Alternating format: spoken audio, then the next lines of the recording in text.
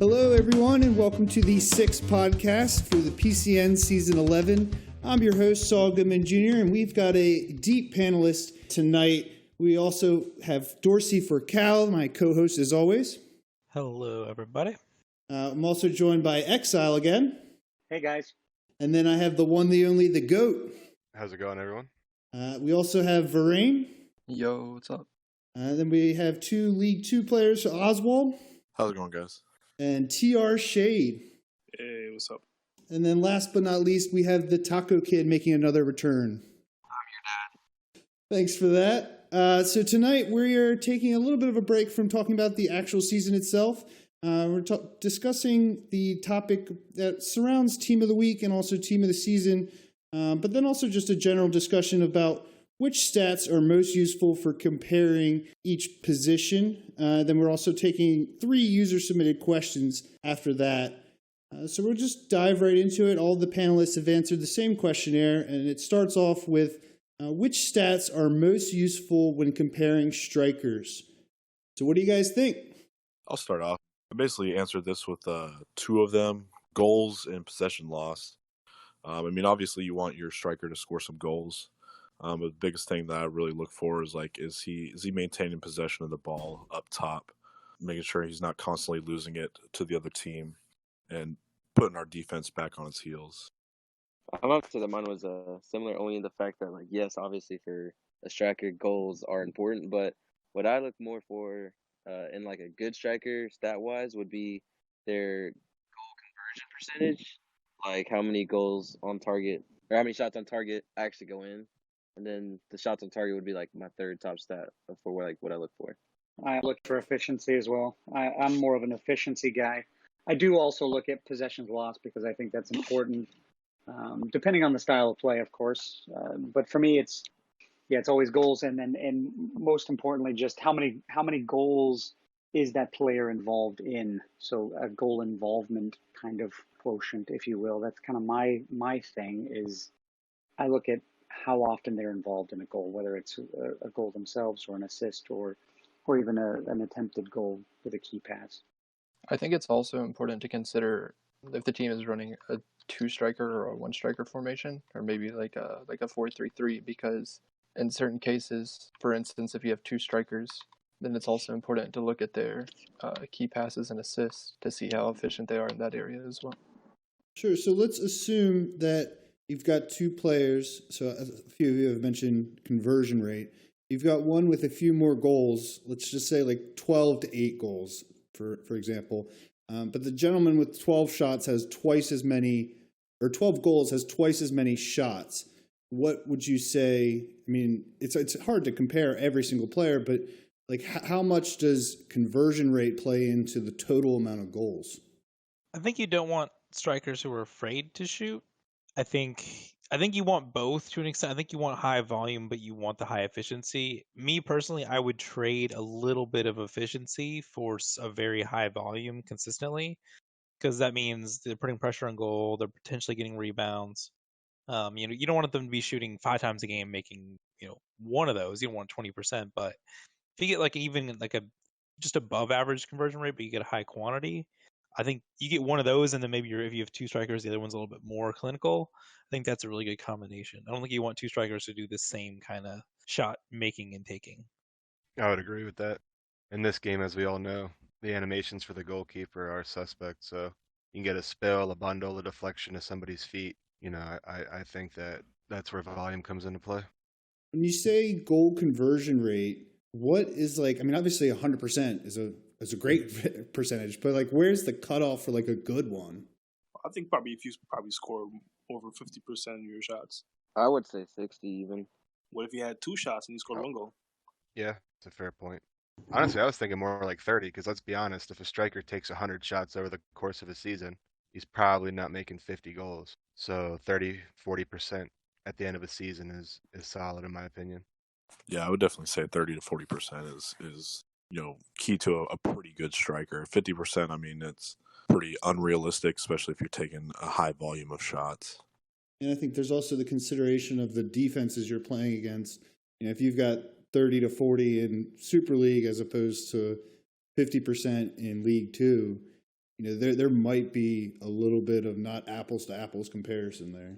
Yeah, and I think whether your your percentage of shot on target to your overall shots, I think also matters, because I think that's where I like the high volume as long as they're on target for the most part.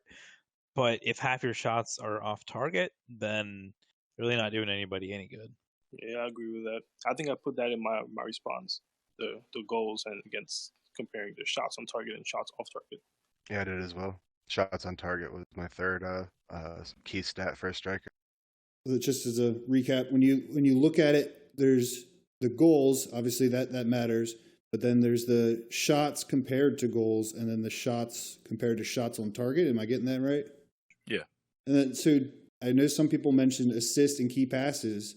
I think that's one of the more underrated stats for strikers, because I know, like, everyone wants the goals and all of that, but if you've got someone like Dorsey was saying earlier, like, who's a really great creator, and he's doing all of that, that deserves its credit in itself, especially if you're running like a two-striker formation where you need someone to balance it off. I mean, I agree with you, but are you going to compare a striker to making more assists for Team of the Week?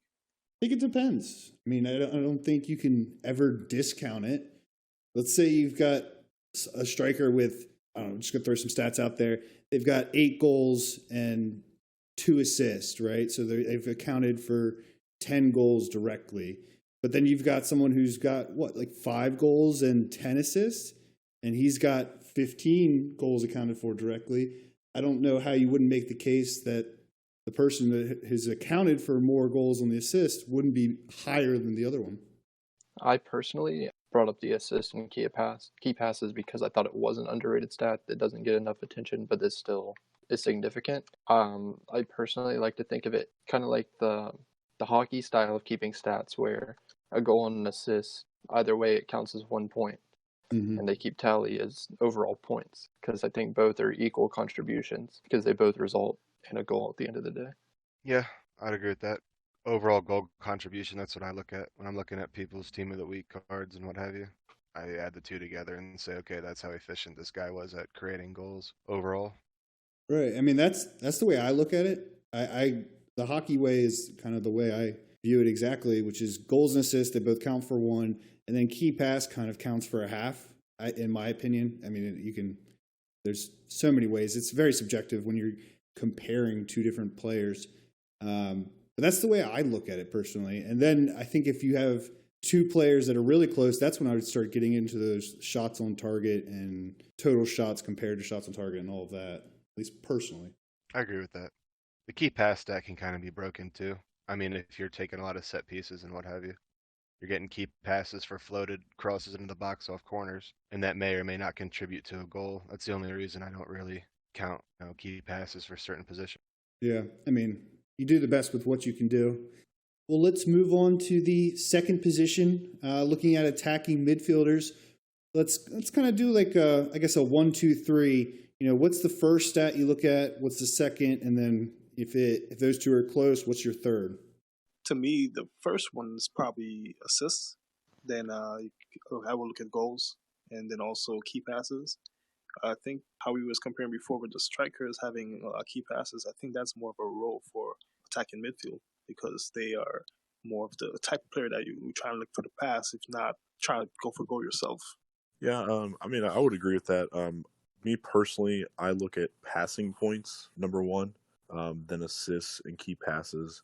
As far as passing points, like, you want your Cam to be like that engine of the offense, and making on point passes to distribute the ball everywhere. So, like, his passing percentage needs to be pretty high. So passing points would definitely come into be a key stat for me. Which I understand. I disagree in that while I do agree that the Cam has to be able to pass the ball well, typically they're the guy who will unlock the defense as you're moving forward, making killer passes often and finding, some channels between the defenders, so that often those are going to get intercepted. So you're taking risks. So for me, it's how often is that player creating something? Key pass is obviously a big stat for me. Assists, a big stat.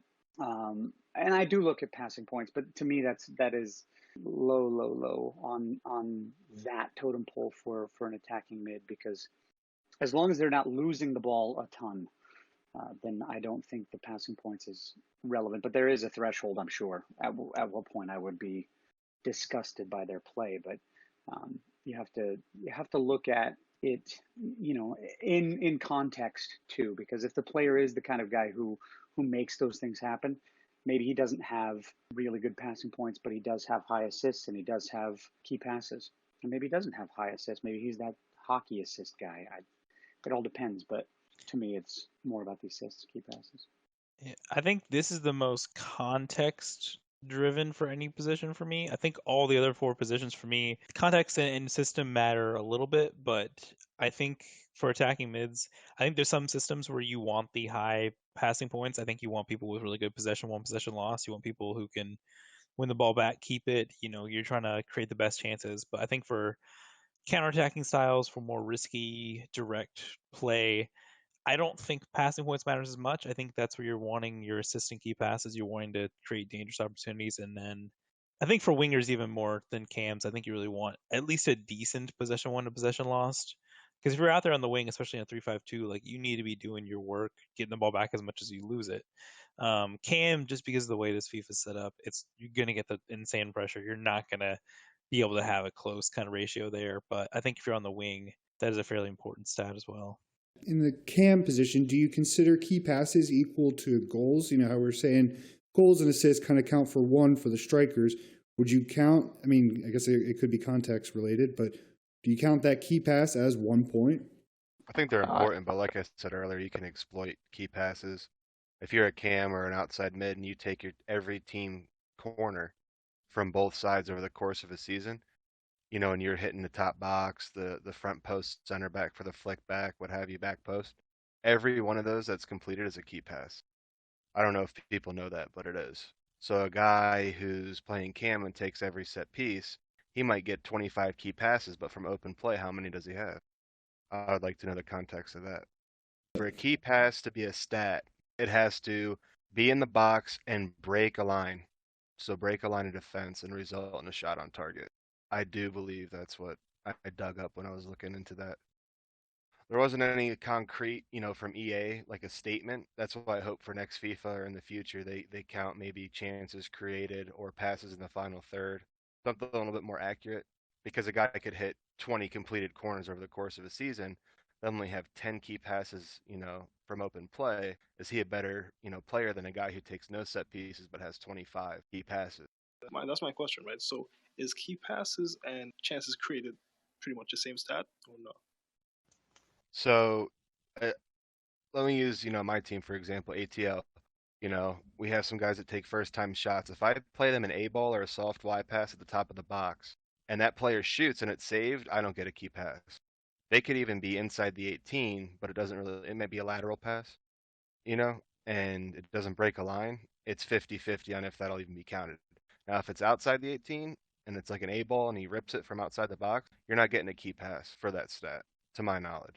Okay, but I wouldn't consider that a chance created either, because he just pretty much laid it past him. But if he hits it first time and scores, it's still a shot on target. I'm just thinking about creating chances is more like you make the room for the guy to score the goal, rather than receiving the ball, laying it into him, and he shoots first time and scores. I don't see that to be a chance created per se. It's an assist, yeah, but you didn't really make that chance for him to happen. You just pretty much passed him the ball so he can score. Well, chance creation is not a stat, so I mean it's just not a stat that's tracked.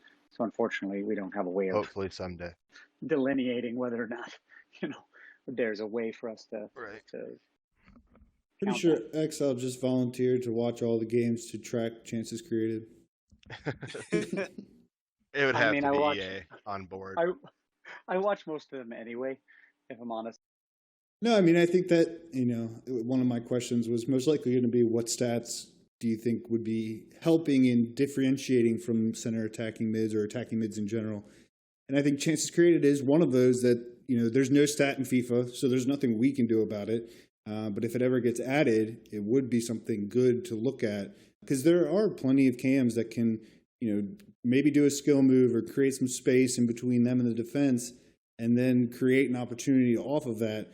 And there's no way to really track that unless they get an assist or a key pass from it. And I wasn't aware of how key passes were tracked, so I appreciate that bit of knowledge. Well, yeah, and Yep.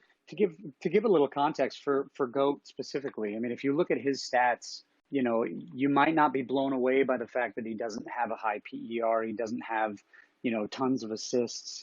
I don't have your stats pulled up, to be honest, but I know, because I'm your manager, in looking at it, I know you don't have a ton of those stats that are, oohs and ahs kind of thing. But I know that our team would choke without you because he unlocks the other team. He moves. He's the kind of guy that will get you that second assist. And if it was tracked like it is in MLS, he would basically be the Landon Donovan of PCN. But unfortunately, that's not a thing. So it's difficult to track that, because I rate him as one of the best in the league at Cam. But if you look at the stats, there's no, quantifiable metric that helps him look as good as he is.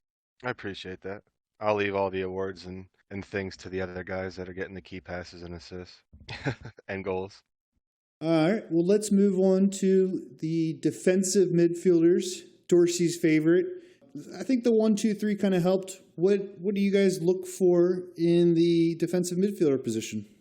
I guess I'll go ahead and start, since that's all I've ever played. Got kind of stuck, volunteered one day to play it in smalls before I knew about leagues, and stuck there ever since. So this one has a little bit of context, because I think his style of play matters here as well.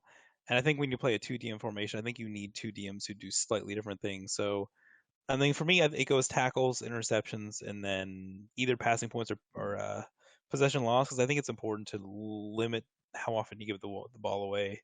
But more than anything else, get the ball back. That's how I play DM.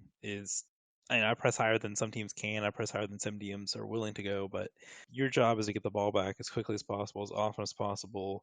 Winning it high is even better, because then you can spring the counter. At the end of the day, that's the simplest job. Obviously, clean sheets will reflect playing a good defense while you're doing that, but you can be reckless in terms of you can stat chase a little bit and be running out to the wing every play, and But I do think at the end of the day, like, that's the most important thing is winning the ball back, and whether that's you're going out and winning the ball if someone is a tackle, or you're playing the zones and then reading it well and getting the interception. The two of those combined, I think that's where it starts. I agree with that.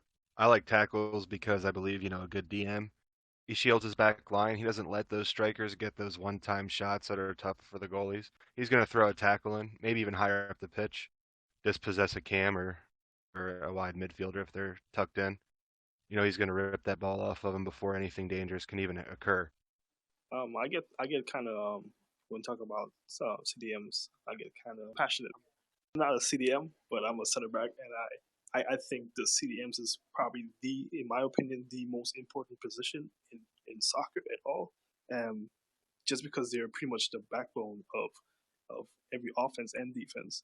They're the first ones that the opposition offense is going to encounter, and it's the first thing that your team's attack is going to need when bringing the ball up. So I think that's the most important position. And the stats I would rate number one is the passing points. That's all very key. I would put interception probably second, and then tacklings. I think as a defensive midfielder, the most important stat for me would be possessions won. For me, it just really comes down to the fact that to be considered a strong defensive mid, especially in the 3-5-2s and things like that, where you need that strong hunter of a player on the field, it's just so important that your defensive mids especially can just win your team back the ball. And then the follow-up stat for that would be pass percentage, simply because you want to make sure that you can trust those guys on the ball and that they're going to make good choices and they're going to distribute it very well. Yeah, I would agree with that 100%. That's exactly put the possession one, and then his passing percentage, his passing points. Is he winning the ball back and then properly distributing to the offense to continue on with the attack? The only caveat I'd put on that, instead of just possessions won, I usually look at a possessions won to loss ratio. For me, it's one thing if you have let's say at the end of the season, you have 150 possessions won, but then you also have 149 possessions lost. That you haven't benefited your team to a point where you've made a noticeable difference. But if you have something like 150 possessions won and even like 100 lost, that's 50 extra possessions you've created for your team over 38 whatever games. The better that margin, the better. But there's also, if you have 20 possessions won and 1 possession lost, obviously it gets diluted a bit. But when there's similar stats and similar games played, I usually look at that possessions won lost ratio first. And then I agree with you, passing points, because they have some of the most, I wouldn't say hard passes, but they have some of the most dangerous passes. If you mess those up, you're in a world of trouble. Yeah, that's why I Now, would what would you say? use passing points per game. That's what I would do for a DM as my number 3. Passing points per game, because you may have inflated passing points, but that's, guys like Jammy, he passes incredibly well, but his interceptions are extremely high. His possession ones are extremely high. So when you look at that and then you go to passing points per game, to me, that is the third stat that I look for a DM. What was your second one? Well, it's interceptions and possessions won, with possessions lost obviously being a part of that. I do care about the ratio. If you're an elite player and you're hovering around, I don't know, let's take a look at Dorsey, 125 and 83. It's not quite 2-1, right? But it's close enough that I think that's viable.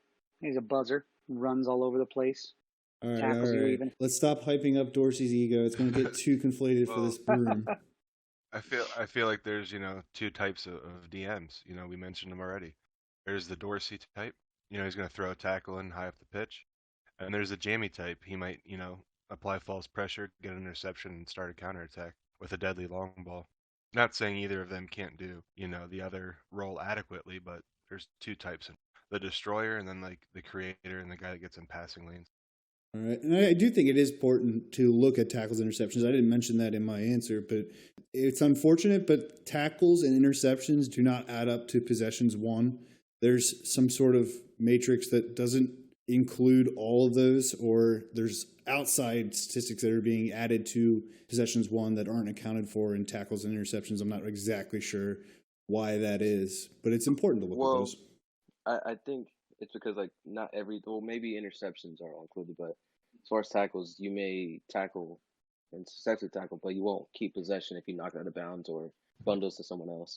I don't even know if it's that necessarily. I legitimately think it's just a different way of you recovering the ball from what I've seen. Because I've literally had games where I've had 4 tackles, 6 interceptions, and 2 possessions won. And there's no way that between my 10 tackles and interceptions, I only 1 possession off 2. And you can have a game where you have 2 tackles and 1 interception, you have 9 possessions won. So yeah, eventually started. We didn't track it until about season 6 or 7, because then we eventually realized that it was an interesting stat.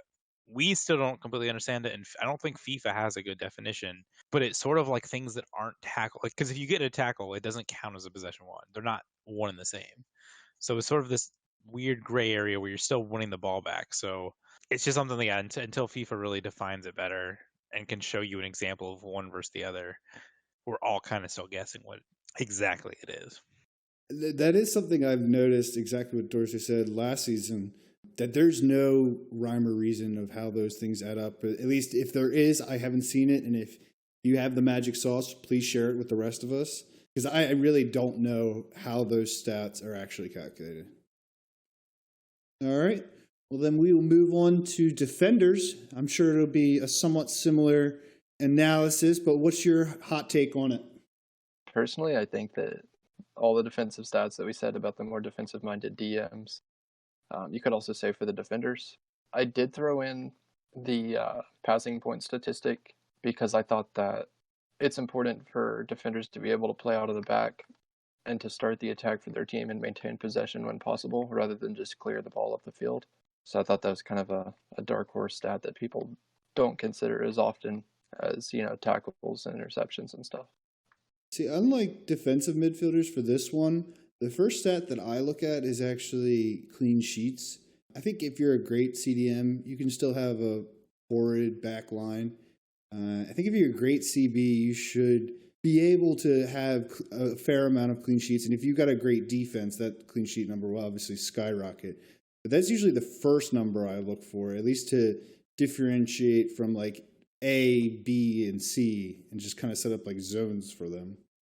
You can have a great game as a center back, and some shit happens, and a goal happens. Sure. I think the second one I look at is the ratio that we talked about with DMs, the possessions won to loss, making sure that you're winning back the ball and taking a possession away from the other squad. I think that's usually my second one. So then once, we're talking, the difference between like 5 clean sheets and 3 clean sheets, I think there's a difference there, in my opinion. And I could be wrong. No one, I think this, like I said earlier, this is very subjective no matter how you break it down. Just kind of following up on some of the things that y'all are saying, but for me, it's really just possessions won to tackles and interceptions. I think are more specific to be like, well, if a center back or outside back has 3 tackles per game compared to a DM having that, it's a little bit different conversation. So I kind of rank it a little bit higher for like those individual stats as well for a defender. But overall, I think when you talk about what makes you a top tier center back, it really just comes down to how are they on their one-on-ones, and then how are they on their headers. A lot of the times I'll weigh in your heading a lot higher as a defender, especially as a center back, to where if you have more headers lost than won, then there's a red flag to be brought up there. A little bit more strict on that kind of thing, as far as I'm thinking, and especially for one-on-ones. When you start talking about some of the best defenders in the league, you start talking about, well, how many times did they get crossed up or lose a header? But most of the time, that's not a question when you bring up people who are considered top tier. I agree with the point about the heading statistic to an extent, because I think that height and weight is very overpowered in FIFA, at least at the current meta. Because personally, I play a 6'6", 174 center back, and I can catch up to just about anybody, and it's honestly absurd. I mean, personally, I love it because I'm a center back, and if I screw up, then I can recover. But from the standpoint of anybody that I'm chasing down, I almost feel like it's unfair. So, if you're playing a little bit shorter of a center back, the percentage of you winning a header over a 6'6" center back is much lower. So I don't think that always correlates to your ability to effectively win a header. As far as skill goes, I think it's a lot more just, he's 6'6", so my build has some advantages that his doesn't, but because he's 6'6", he's going to win the headers. In my opinion on that, I kind of agree, but the thing is like, even if you're 6'6", if someone's playing 6'4", I think it's still closer to like a 45-55% chance of either of them winning it, going towards the 6'6". But like when it comes to headers, it's all about like positioning, and that's more like the skill side of that. Because if your 6'4" center back has a better position on the 6'6" guy, you're still strong enough to body him out enough to win that header. So a lot of people want to argue that like 6'6" is completely meta, but at the same time, you can drop a couple inches, gain more speed, and still be just as lethal in the air. That's what you guys do at Benfica, isn't it, Taka? Dude, no, I play 6'5", 185. I'll expose myself right now. That's just my build. To be honest, it's just what you're comfortable with. I used to play as a 6'6", 120 something. I think the lowest weight, just for the speed. And then I changed it a little bit. I don't think my strength suffered that much for my height. It was still like a 92 strength maybe, but it did help a lot to catch up with the strikers. That's what's comfortable for me. I'm not even sure how I can contribute, because I'm a CB who plays as a DM, so it's kind of weird for me which stats are important. You're the reason. Yeah, exactly. Yeah. So why do you do that, Exile? Elaborate on that a bit. Why would someone benefit from Ball that? control, passing point, and passing. Yeah, I mean, here's the thing. My team is a possession-based team. We play out of the back often, and having a center back build is not conducive to being able to control possession. It can be, but for me, I feel more comfortable with a DM build, and I can do it at 6'6" and 170 pounds or whatever it is. I don't even know what my build is, to be honest. But I play a DM because it's way more easy for me to control the player, a little bit more agility, and the passing is way better for me. And if I do happen to get a bundled ball to my feet in the box, I'm more likely to finish it because I have almost 80 finishing, as opposed to a CB. So for me, that's why I run that build.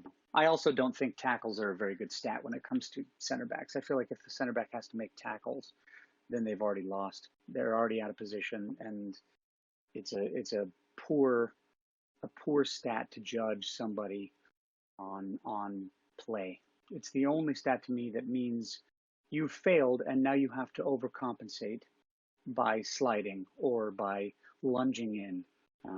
I would never judge solely off of tackles. I think that's a silly metric. I have a question on your CDM build as a center back. Does that affect your jumping ability? Not really. No. I mean, the only thing it affects, because I have like 91 strength still, and I think the jumping is dropped by 1 point or something, going up to 6'6". I think it more than compensates at 6'6", but I don't have too many issues winning defensive headers.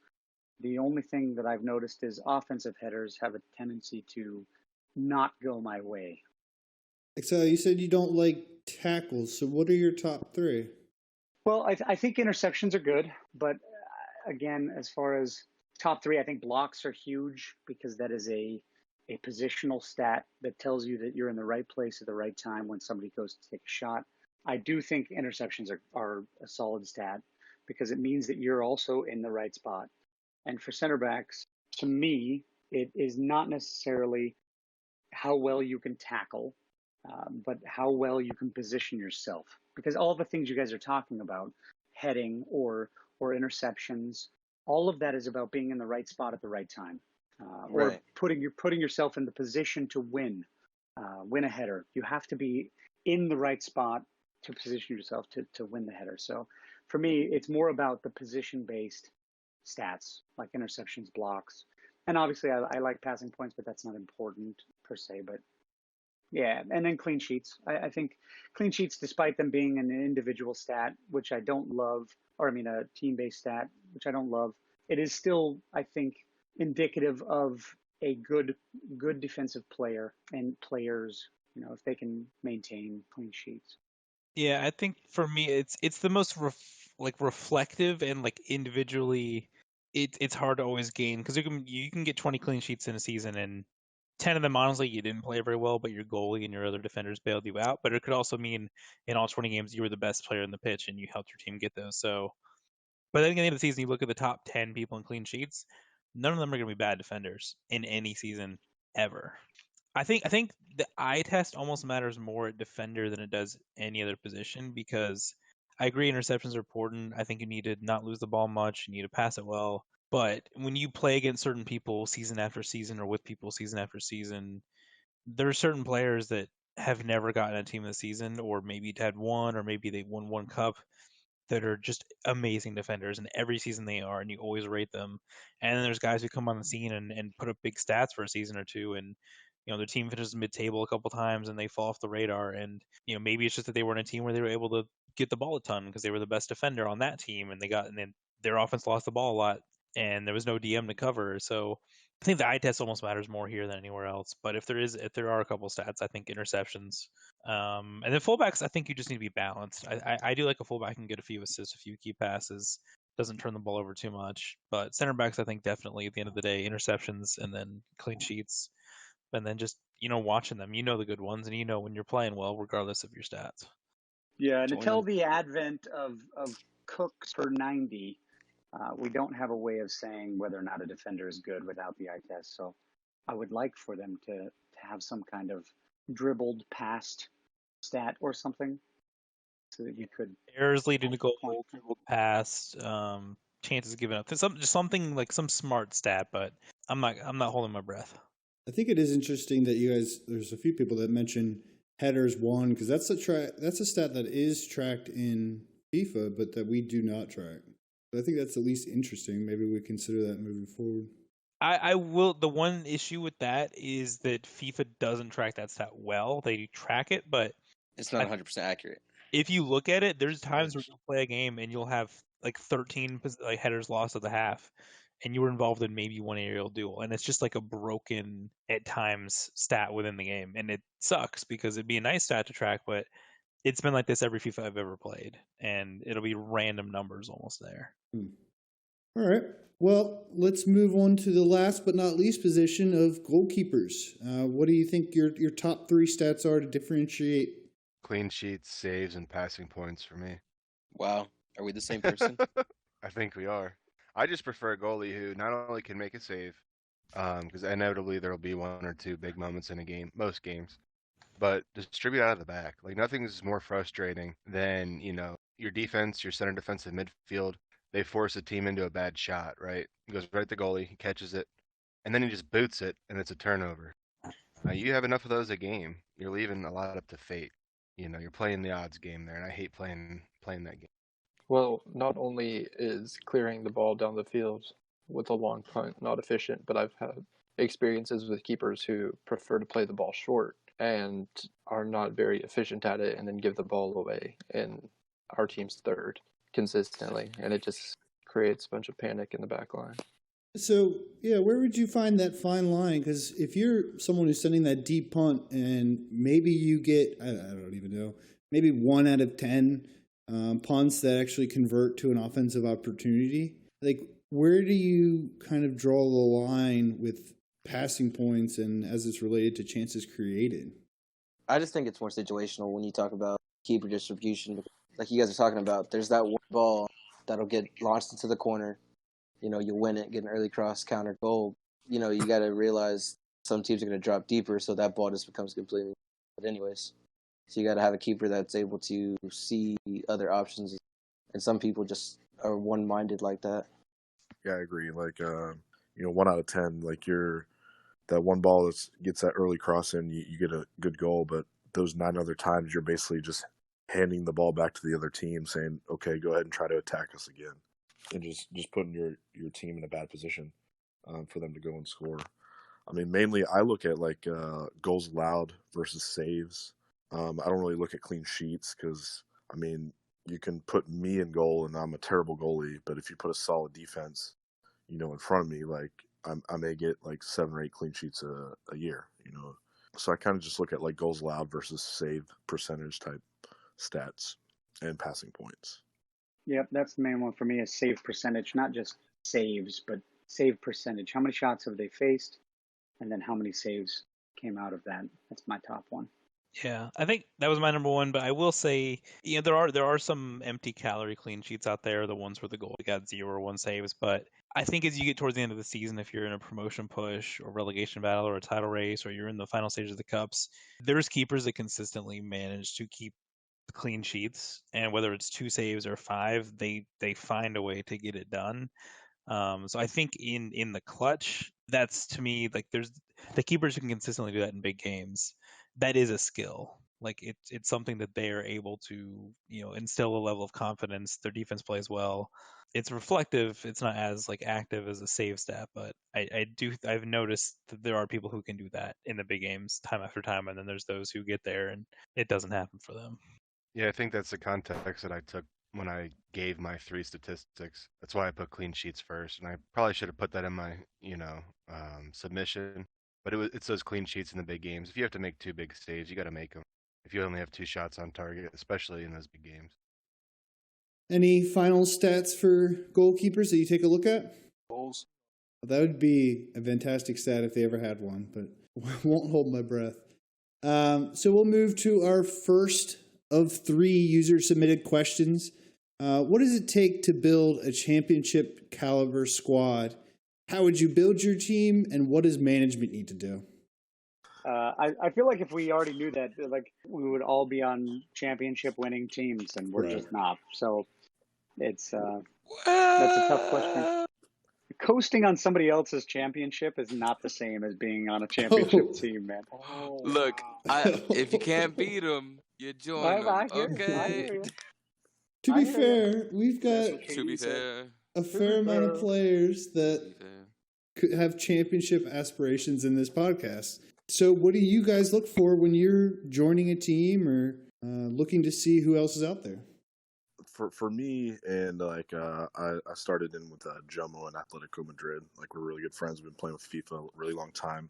So the biggest thing that we looked out is like foundation of the team. Like what type of formation and play style are we looking to run to give us the most success, and trying to find the right pieces to build that. Like, are we gonna be like a possession style team? Are we gonna try to like counter people? Let's find out the style of play that we're gonna run, and then put the pieces in play to run that style to make it successful.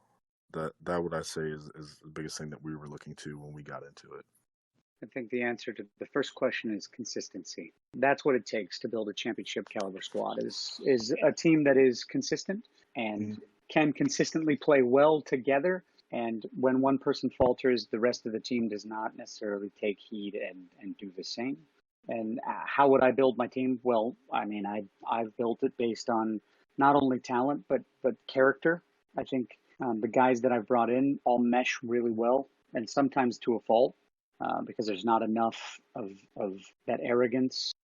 I like a team who wants to learn, who wants to understand how to play the system that I want to run, and who asks questions about the things that they do well and don't do well, and want to get more time in the system. So I look for guys who are of great quality, but also have a yearning to be the best, but also are willing to be coachable. I would agree with Exile there. I think that personality is a huge trait.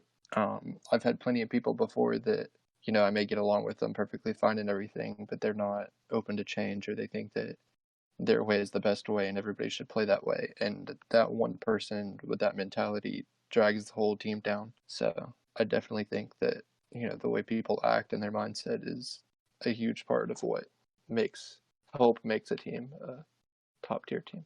Yeah, I mean, you have to play with these guys for 38 games plus friendlies. I mean, if you can't get along and you don't have chemistry and you don't have guys who are willing to be earnest and open to playing with each other, it's not going to work. I mean, there are some teams that do make it work because they are, I don't know, they're a different breed, but that's why chemistry is so important to me, is because we're playing this game for 38 straight games. And if I don't like you, you're not going to be on the team. Even if there's an inkling of disdain for you, I don't want you on the team. Yeah, it's definitely not a magical solution. I've only done a Euros management stint, and then I've done probably about 5 or 6 co-manager jobs. So, I've been around it, but I've never had to be the guy season after season like some have. And so they, I'm sure, will have better answers than me. But from what I've seen in over 3 years now of playing these leagues pretty regularly, is if you're the manager, I think the best ones do have 1 or 2 people you can count on. You can bounce ideas off, who can help you there if you're not, who can get the team straight. 1 or 2 commanders who you can rely on. You don't always have that. You can kind of be the main guy, but I think at least having 1 or 2 if you need it is important. And then absolutely personality, unless you're just an otherworldly talented team. And I'd say there's maybe 1 or 2 teams that have won the league in PCN that basically won on talent.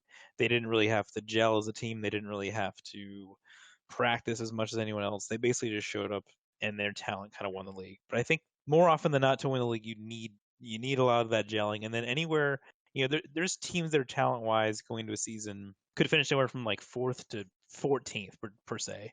This is a hypothetical team. Depending on the way that team gels, the way the manager adapts to situations, will determine if they finish higher up in the 5th, 6th range, or if they kind of lose the plot at some point and finish further down. And I think the further you get up in the leagues, the longer you play, you understand that the teams that don't just have the one good season, that the teams that last, usually there's a core group of people that get along, that play well together, but they're just organized and they have a goal, and they're not a bunch of egos, because you can get away with a little bit here and there, you can get away with a little bit of arrogance, but if that's all it is hot steam, there's no substance there, and you're gonna falter sooner than later. What do you look for in management?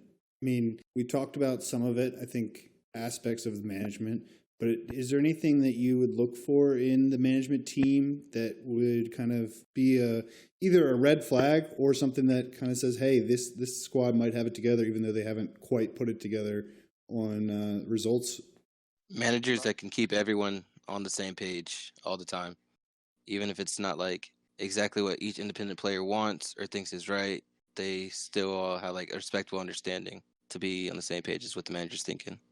Communication for me is the big thing from a manager. If every player understands their role and understands the system and the approach that you're trying to take, then I think that's a good situation to be in, because no matter what, if I'm communicative with each individual player, then I know that they know where they're at with me and my team. So to me, that's one thing that I look for when it comes to a good manager, is understanding, how do you want me to play? How often do you want me to play? Am I a part of your plans? And what can I do to be more important to you in the league? But you have to have communication. And obviously, no one wants to play for a manager who's actual ass. True. Essentially, you want to have a manager that's a good leader, that is leading the squad, communication, just like everybody else is saying. I think that confidence is also really important, not just in themselves and their own ability to be the manager, but in the ability of their players, because I think that confidence really spreads throughout the team and keeps the morale high, keeps everybody positive. And it also, they stand firm in their decisions. They don't let people walk all over them. Kind of goes along with the leadership stuff, but it hasn't been really touched on. Nice to see a manager that's solid when things are not going well too. Help build resiliency and confidence, when game days don't go how the team anticipated them. That's a big part of management for me, is keeping morale up in the team no matter what. And that kind of is like the same thing as being a good leader in a way, but True that. Well, now that we've discussed what makes a good manager, we'll move on to the second and third user-submitted questions, which are directly related. Who is the best manager that you played for, and why? I did not know that Goat would be here, but I actually wrote Goatless as my manager. And this may sound ridiculous, but I think he and I are cut from the same or similar cloth, and so he and I get on really well. To me, he's been exactly what I would see for a manager in this league to become. So my answer would be another panelist, which is interesting. Yeah, well, this is about to be a really cute moment. Goatless, what was your answer? my Are they about answer to get was married? exile.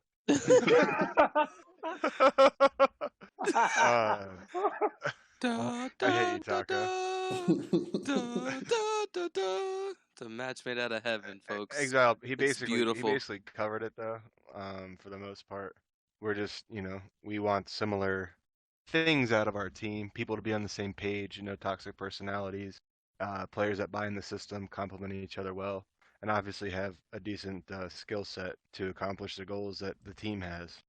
And I think that's why we do get on pretty well. Shade, go ahead and tell Oswald that he's the best. Next question. Amazing. No, I didn't answer this question. This is really my first season.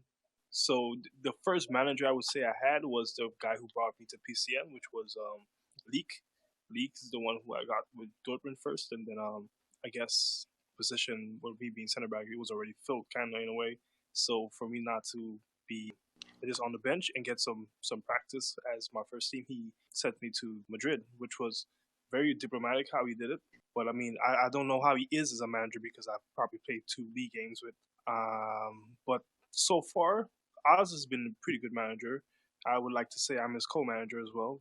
But he has been the kind of leader that the team needs, and especially how we trying to develop the team and where we want to go, the direction. I think he has that, on point. Y'all gonna make me cry, yo. This is my first real season in PCN, I would say, because I've played a little bit the past 2 seasons. Like, I've come in because somebody has asked me to, and I've played a portion of the season, but it's my first real start to end season. But because of that, I've only really had one real manager for an extended period of time, and that would be King Turilich. I've actually played with him and a few other guys from Spurs for like over 2 years now. So my opinion's slightly biased, but I just think that he's He's a really personable guy. He's really down to earth. You can always have a good time with him. He's very reasonable and always has a good attitude. So not to put you on the spotlight or anything, why did you leave Two Riley's? Actually, for some personal reasons. Nothing against Spurs or any of the boys there, but I have like a year of school left. So between school and work, I'm going to be a lot busier come next season. So I didn't want to hold down a spot on the team that could be replaced. Somebody else could fill in those shoes because I don't know how much time I'll be able to commit to playing for the next couple seasons. Fair enough. Johnny says hi, by the way, and he misses you. I don't know. I don't want to. First of all, I don't want to play favorites, but I also really don't know if I've had one just clear cut. Oh my God, you're the best manager I've ever played for by far. But I would say there's a group of, I don't know, 4 or 5 over the years that have really kind of stuck out when I thought about this question. And I've learned a lot and experienced different things with them all. Some of them were more strict, a little bit less laid back, a little bit more focus driven.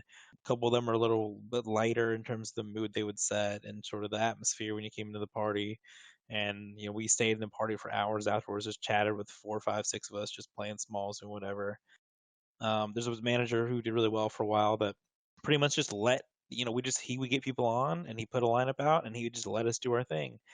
And the little involvement or relatively little involvement worked for that group. So I've had a couple of stinkers too. Not so much in this league, but back when I played VFL, I had a couple just. Call him out. Oh God, one guy got banned. I think it was Eli something. The worst manager I've ever played for. Oh God, don't even get me started. But for the most part, I've been pretty lucky. I played for some pretty good managers, and it's tough. It's just a tough job, and I respect y'all for doing it. I'm gonna go ahead and step in here. Had to talk about my current managers, and you know what? We all knew this was coming. Look, man, Chuck and Stone, they're a bunch of straightforward assholes, but it's constructive because Stone's gonna yell at you for not making a simple ass pass, but then he's gonna tell you what he wants you to do. Where there's ass managers that just yell at you and they don't tell you what they expect you to fix. So coming from like Stone and Chuck, they're very constructive with what they do. They have built a squad around them that like actually help each other learn to play the same. Yeah, I mean, you look at the success Benfica has had both last season and then again this season. There's obviously some good stuff going on over in that camp, and it's a fair answer. I was giving you a hard time when you first started, but it seems like they've put together a good squad that knows what's expected of everyone, and they do their jobs, which is the managers and the co-managers' role. So when you see that type of success, I think you can kind of correlate it to a good management as well. Yeah, it's just a good balance of them telling you your ass on the daily to them telling you, I didn't see you on the field, so that's a good sign. Obviously, sarcasm. So who's your answer, Saul? I didn't hear you. So I didn't give one, and I kind of agree with Dorsey a bit in that I think it depends on what you're looking for. I've primarily played for 2 managers. It's really, I guess 3. Played with Online Ace for a season and a half. Played with Leak now for about 3/4 of a season or so. And then I played with Cork for about a half a season. And they all really had different styles. Like Ace is more focus driven. He wants everyone to know what they should be doing. And, he's going to call you out if you aren't doing what he wants you to do. Some people respond well to that. Some people don't. It just kind of depends on what you're looking for. Leak is like the exact opposite. He's like the most relaxed manager you could ask for. I mean, he wants to win, don't get me wrong, but he wants everyone to have a good time while they're doing it. He's not going to go overboard on chewing people out for making a mistake. He'll just say, let's get focused, that kind of thing, but also enjoying the time. Practices aren't like very rigid. We just kind of show up and make sure we're doing our jobs. Cork was somewhere in the middle between those two. I don't know if I could pick one. I think when we were trying to build up a squad, Ace is what we needed. Now that I'm on Dortmund and we're in League One and kind of a better squad, I think playing relaxed is helpful, especially when you get into these title races situations. You need to be relaxed going into them because some people can get a little tense, and when you get tense playing this type of FIFA, bad things are going to pursue. Yeah, that makes sense. It sounds like a lot of fence riding from both of you, but that's okay. I don't, Dude, like I've played for other good managers like Darcy, definitely notable. Man's a legend. Not Dorsey, Darcy. ooh, shots Bah. fired. But I've never played for Dorsey. You don't want So can I? You want to sign me in the World Cup? Probably never going to happen again. It was a one-time deal. Fair enough. Yeah. Yeah, I mean, I don't want to pick one because I think it really, really depends on who you have on your squad and what you're trying to do with those people, like how talented you are. I think it just really depends on the personalities you have going and what that squad is facing at the time. The last user submitted question tonight is, who is a manager that you've always wanted to play for and why? And this kind of ties into both the questions we've already tackled. But who sticks out to you guys?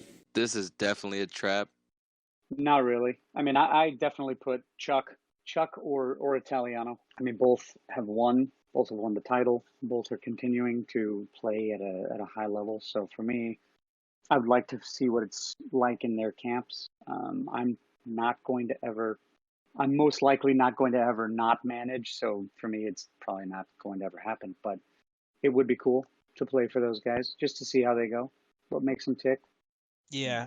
I'll have to say, just any of the longest tenured guys. I'd like to play for you at some point. I would. I may not get to do it, but last team was someone who I knew I wanted to play with at some point. Leak was the same way, and Stay High is a guy that's been on my list for a long time. I got to play with him one time at Netherlands, and seeing the way he just struggled season after season. I'd really like to just one season make up my mind and say, hey, I'm gonna go help you out at PSG, see what we can do there. And then I think I also have to second in Exile saying Italiano. He's a big personality, and that's not an easy camp to play with from the few times I've just kind of been around them. But they've won 3 titles, they've won a bunch of cups, they're in the running again this season. He knows what he wants in a team, and he knows how to get out of them more than anyone's ever done in this league over the long term. So you gotta want to play for the best pedigree, I think, at least once. Yeah, I put Benfica's management team down. I didn't know, what the balance of power is over there, but Chuck and Stone, you can just tell when they play. If you run into them in divisions, they're not screwing around. That's how I like to play FIFA. I don't like wasting my time. If I wanted to waste time on a video game, I'll play Fortnite or something like that, or Apex like Taco's doing right now. But I'm not going to try to waste my time on FIFA. So I can appreciate guys that are serious. Yeah, I mean, I don't have anything to say because you guys took my answers. My first one was Italiano because I know he's been doing it for a long time and has had huge amount of success. I don't know if you can understate how much success he's had in PCN. And then you look at Chuck; he's done it in both this league, doing it again this season, and he's done it in other leagues too. So I think that kind of success over a long period of time is something that I would like to learn from. And then my third one is Stay High Playa. I think he's been around for 7 seasons as manager. It's 8. It's 8. This is 8. So someone like that who's been around for so long and is obviously committed to it, I think that would be something that I would enjoy doing and perhaps try and help him finish the way he would want to finish. Any final thoughts on a manager that you'd want to play for, Taco? Manager I would want to play for? Yeah. You're the one who's so concerned it's a trap. It's definitely a trap. Look, the only reason, I don't know. You're just gonna go and be like, "Oh, I want to play for so and so," and then be like, "Everyone's watching me now." Yeah, So not necessarily. I- I do think for the newer guys, especially like Shade, Oswald, Varane a little bit to an extent. Like you guys just haven't been around the community long enough, so for you that it's just a harder question because you can see the names and you can look at the records, but until you've kind of been around long enough to really get the more in-depth stories and talk to these people yourselves, it's kind of a hard one I think for you guys to answer really really well, I guess. Yeah, it's definitely tough for me to answer. I mean, I had a thought in my head, but it's kind of like the opposite of the spectrum that everybody else is going through. The manager for Sporting, it's like One King. They started out the season in League Two, just getting, for lack of a better term, absolutely ran over. He just didn't have like a talented squad or the right people in place. And, you know, I just constantly see him on the free agents, like always staying positive. We're trialing. And even like communicating one-on-one for, you know, the guy's always super positive. Like my communication with him has always been great with him. And it's just like, and now all of a sudden, like they made like that Cinderella run with the cup, and you know they're starting to put it together, and it's good to see that, like the time that he's putting in to try to find the right pieces. So I mean, I guess I went the opposite of the spectrum as everybody else. You know, just seeing like what he's done from the beginning until now.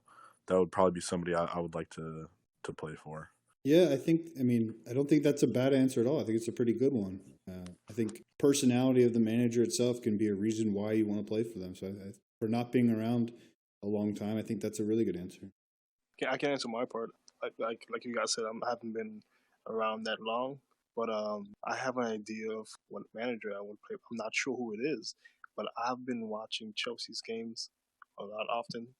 I like the way they play. I honestly like the way that team. And I mean, even though my manager's here, he kind of knows that I want to play for Chelsea eventually, even though I'm loyal to Atletico. But I watch the games. I'm like, okay, this is an interesting style of football. And I mean, they're not the best team in Super League, but I kind of enjoy watching their games. So whoever the manager is, kudos to you. All right. Well, with that, I want to thank Dorsey for co-hosting as always. I want to thank the panelists for joining me tonight, having a good conversation about the different topics we presented tonight. I hope everyone at home enjoyed. Everyone take care until next week. Thank you.